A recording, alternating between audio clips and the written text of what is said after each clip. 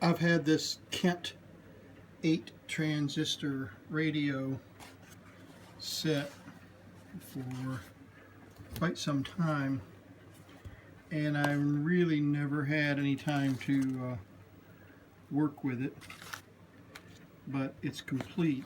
Everything is here. The headphone, earbud case, the case for the radio, polishing cloth with the word Kent on it,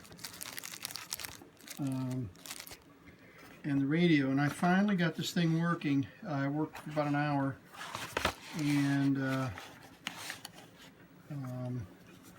replaced a capacitor in it.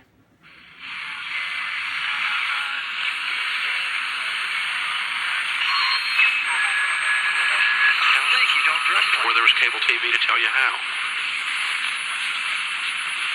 I built. Get my Bible tucked under my arm. Those people are trying to find that balance. Even online. One is basically you lose.